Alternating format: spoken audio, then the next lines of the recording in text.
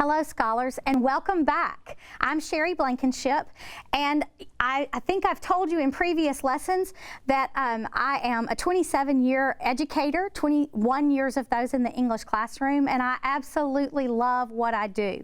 I love English, I love being with students, and I've really enjoyed our first two sessions together. So even if you are just joining us for the first time, hopefully you will be able to dive right in. But of course, remember, you can always go back and look at lessons 1 and 2 if you need to get there to come back up to lesson 3 with us today. But let's dive right into lesson 3 and get started. So, of course, our lessons are analyzing text to determine theme.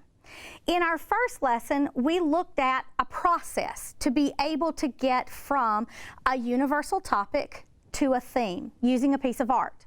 In our second lesson, we actually layered in that the very first thing you have to do with any text is to understand it, to comprehend it.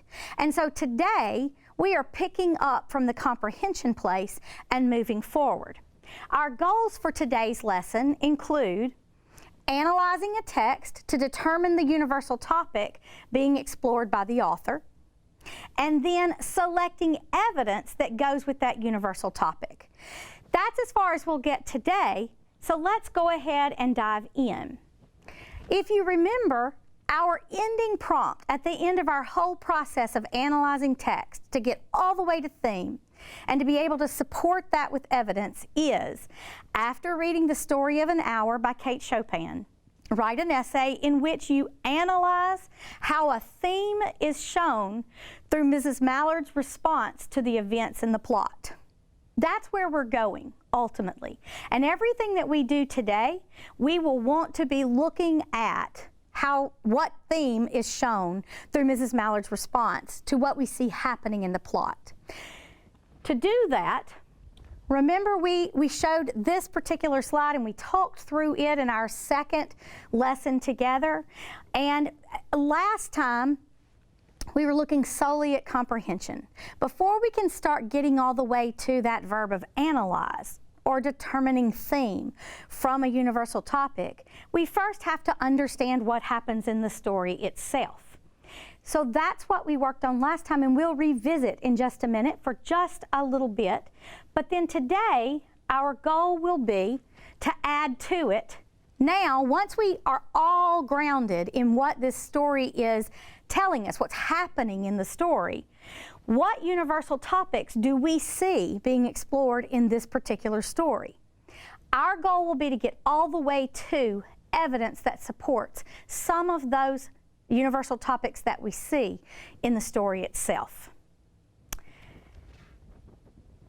So just as a reminder, thinking about universal topics. A universal topic is something that all humans experience, regardless of their differences culturally or their geographic location. They are things that no matter where you live or what you've had happen to you, that just by virtue of being a human being, you have some experience with throughout your life. Could be positive experiences, could be negative experiences, could be neutral experiences, or a mixture of both. But that is what universally makes us human. So let's go back now to our story and let's talk about where we got last time. So I'm going to show you my copy of the text, and I'm sure that you already have a copy of this text. Either you have a printed out copy like I do. I like to work from a hard copy when I can, but if you only have the digital copy, that's perfectly fine as well.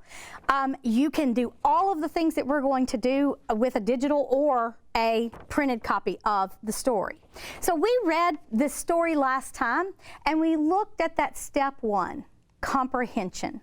You can see mine is all marked up, and if you can look really closely at my text here, you would see that the chunks that we were working with last time for comprehension are marked off with brackets. But this is the document that we were working on last time. So what we did was take chunks of the text for the comprehension piece, and for every single chunk, we wanted to make sure that we had one sentence that summarized what happened only in that chunk. We did chunks 1 and 2, which were paragraphs 1 and 2 and 3 last time.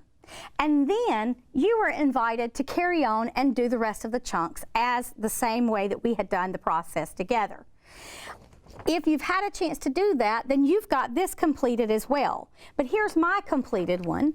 And so that we make sure that everybody is on the same page with step 1, I've blown up what you saw inside of each of my spots on our document here. I've blown them up here, and I've got them on the board for us to walk through.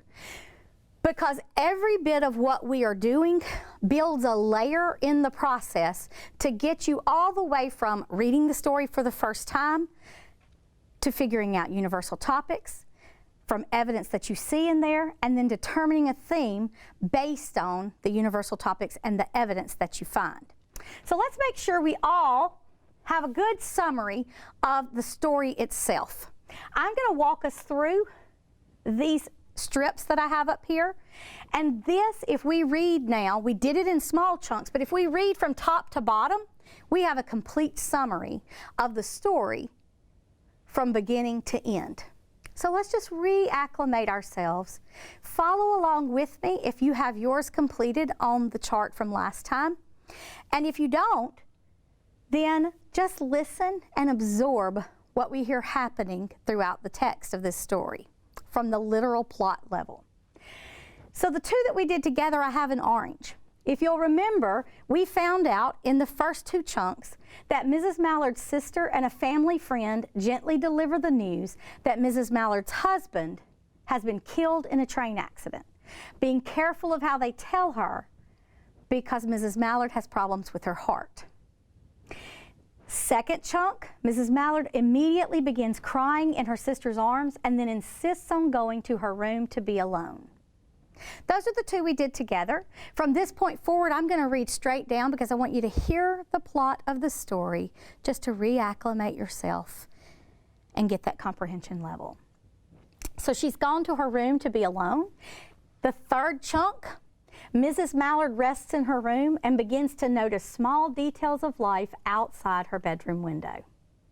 Mrs. Mallard continues to sit in her room and cry at times, but seems to be waiting for something she cannot identify yet. Mrs. Mallard fights the rising feeling inside of her, but cannot hold back the word free, free, free from escaping her lips. Mrs. Mallard begins to realize that even though Mr. Mallard has never shown her anything but love, she can look forward to her future with a freedom that would now only belong to her. She admits that she loved Mr. Mallard sometimes, but the feeling of freedom overtakes her. Mrs. Mallard's sister begs her to let her into the bedroom to check on her, but Mrs. Mallard refuses and continues to think about her future. Mrs. Mallard allows her imagination to begin to plan for a long life and eventually opens the door to her sister, where they come downstairs to Richards, her husband's friend, the one who delivered the news in the first place. As they come down the stairs, Brentley Mallard opens the front door to the house and enters, fully alive and unharmed, and Mrs. Mallard collapses and dies of a heart attack. So from beginning to end, we now see at the comprehension level what this story is actually about. We move from the very beginning where she receives the news through the middle part where she is processing this, and maybe processing it in a little bit different way than most people would respond to the idea that someone that you loved dearly or that you were connected to dearly has just died in an accident, to the very end where she comes downstairs and discovers that wasn't true after all. And then we have that shocking twist at the end where she collapses as a result of the shock of finding out that what she thought was true just a few minutes before was actually not. So that's step one. That's comprehension. We want to move now from there into doing some analyzing. And so to be able to do that, we're going to move forward with this idea of the universal topic. And on my slide, you know, I had the definition of universal topic. We have looked at this. We've looked at it in both of the first two lessons. But moving forward now, you may remember this slide from lesson 1. This is not an exhaustive list of all of the things that humans experience, but it is a really good common list of a lot of the things that human beings experience. If you remember, we actually highlighted a couple of things that we saw in the piece of art in lesson 1. I don't have anything highlighted here because I'd like for you to take just a moment and absorb the story that we just looked at, the plot, the comprehension level of that story. And looking at this list, how many would you circle that you think are directly explored somewhere inside of this short story? It's a very short story, and yet the author explores quite a few things. I know which ones I've circled, but I want to give you a minute to kind of think through it. So let me give you a second with this slide up so that you can think through. Do at least 3. And maybe no more than 5. But how many do you see explored in what we just revisited in the plot of the story?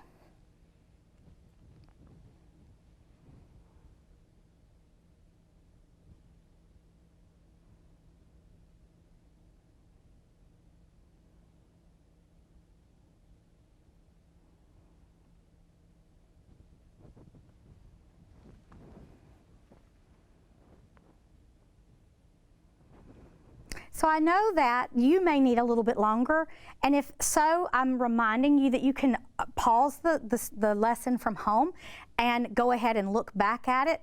Keep that slide frozen as long as you need to do that. But I'm going to move us forward in our thinking. Hopefully you've had a chance to get at least 3. So now, let me kind of share with you what I saw. Here's the exact same list, but you'll see that I've underlined the ones that we identified as being universal topics that we saw in the painting back in lesson 1. And I'm layering on, what am I seeing in this particular story? I definitely saw some things having to do with change that all humans experience. There's definitely something to do with death, and that involves that change as well. Relationships, I left underlined from when we looked at the art piece, but I bolded it here because we see it yet again in this story. In fact, it's a big piece of this story. I also saw some things having to do with hope and power. So I ended up with 1, 2, 3, 4, 5 bolded words that I saw might be things I would want to look at again to see what the author seems to be saying. All of these are universal topics. You may not have the exact same list that I do, and that's perfectly okay, as long as when we get to the next part and you do some of your own individual thinking after I model for us and walk through it with us, that you have evidence that can support which ones you've chosen that might be different from some of the ones that you see that I've chosen. I also left relationships underlined and made it bold because I want to make the point too that some of these things, because they are common to all human beings, show up over and over and over again in art, in literature, in music, in all of those kinds of things where the human spirit is explored. So these are the things that I've identified as being things that we would want to maybe look at a little bit more. You check your list now and see if it matches with mine. So remember, one of our goals was to look at the universal topics, and of course we are trying to get all the way through what a universal topic we're identifying universal topics, but then eventually we want to get to the idea of a theme statement. What does this author seem to be saying about that universal topic? Well, a lot of times what happens about here in our thinking is that we're looking at that overall prompt and where we have to get to at the very end, which in this case was to write an essay about how the theme is developed through Mrs. Mallard's reaction to the events of the plot. And we kind of skip a step in between there. Or We often get a graphic organizer that maybe our teacher gives us, or that we draw ourselves that kind of helps us start to organize our thoughts. And if that graphic organizer has 2 boxes on it, how many pieces of evidence do we go get? 2, more than likely. When in reality, a graphic organizer is designed to get your thinking started, and if it has 2 boxes, but then you see a 3rd and a 4th and a 5th, you can add those boxes as well. So I want to kind of break us out of that idea of thinking just in the number of boxes that we see on a handout or a piece of paper or a graphic organizer that we've experienced before. And instead, if you notice, right now I'm not even asking you to make a theme statement. I don't think I'm ready to do that yet. Even though I saw clearly that change and relationships and death and hope and power are all being explored in this story, I'm not ready to say what the author's saying about it yet, because all I've done at this point is read the story and identify some universal topics. So let's dig back into that story, and instead I want us to think about buckets. So I have with me some different colored buckets because my mind kind of thinks in different organizational strategies, and I would not probably need eventually a whole bucket with me to be able to do my writing. You don't even have to have buckets at home. Just like I said, if you've got a printed copy or a digital copy of the story, you're fine either way. If you have a bucket and you want to use the bucket, great. If you don't have a bucket, but you want to kind of mentally bucket some things, you could draw buckets on a piece of paper, and that would be just fine too. But let's walk through the buckets. So thinking about those universal topics that we circled or bolded, I had 5. I probably wouldn't want to write about or even discuss 5 because that's a lot. My initial thinking was, what all do I see? So that then I can come back and look at the evidence and narrow it down. Well, even out of my 5, I might want to narrow it down. And so I made myself a slip for each one of those buckets, for each one of those topics, excuse me. And I've begun to narrow it down. I think at this point, I might, if I were choosing 3 to examine a little more fully, I might want to examine relationships. So my red bucket could very easily become relationships. If I'm narrowing it down again, I might also want to come back to power. My green bucket could become power. And then the third one, I think if I had to narrow it from 5 to 3, would be change. And I decided to make my blue bucket change and to go a little bit further with it right now. So my green and my red buckets, they still live over here. And I would come back and do the same thing that we're going to do again with those other 2 topics if I were exploring to see which one I wanted to write about or discuss. But moving from universal topic to theme, you can repeat this as many times as you want to. So I'm going to put these buckets back up and put my other labels here. You may want to come back to one of those other ones after we do this next thing together. I'm going to focus in right now on change. So if you'll remember, I said we still haven't even thought about what theme statement we're going to make. I told you I didn't really feel like I was ready to make a theme statement yet. I'm getting closer. There's one more step that I need to do in order to do that. And that is, I need to go in and look at this story. We've only looked at this story from that lens of what happened. But we haven't done any analyzing yet beyond getting universal topics that might be something we want to think more about. Now I want to focus in only on this bucket. Where do I see change being explored in the story itself? Now, it's not going to hit you over the head. You probably know, in fact, I'm pretty sure I can say with confidence, I've read this story quite a few times now, and I don't think the word change is used even one time. But when I went through and looked, I don't know if you can see it or not, but every single one of these cards is a different place in the story where I see change being explored. And so I've pulled those pieces of evidence, and I want to look at those. I want to go gather my evidence before I do anything else. So let's do a couple together, and then I'm going to ask you to go back into the story itself and look for change. So I am getting my copy of the text and putting it right here. If you don't have note cards or you don't want to cut up your version of the story, it does not matter. You could write it on pieces of paper, or you could highlight and put change out beside every single place that you see that has to do with that universal topic. Lots of ways to organize this thinking, but I'm using the bucket for today. So the very first one that I want to put in my bucket is in that second paragraph. Look at it with me. I have it highlighted, and it's right at the far right-hand corner of it, and it says, "It was he who had been in the newspaper office when intelligence of the railroad disaster was received, with Brentley Mallard's name leading the list of killed." If I'm thinking about change, where do I see change happening in this story? The fact that he's heard that Brentley's name is on the list and that he comes to deliver the news, that to me signals change is coming, whether Mrs. Mallard was ready for it or not. So that's the first piece of evidence that I've dropped in my bucket. The second piece of evidence that I would put into my bucket would be in the third paragraph, where she says, "She did not hear the story as many women have heard the same." Okay, change is coming, but she doesn't seem to react to it the same way. That's why I picked that one.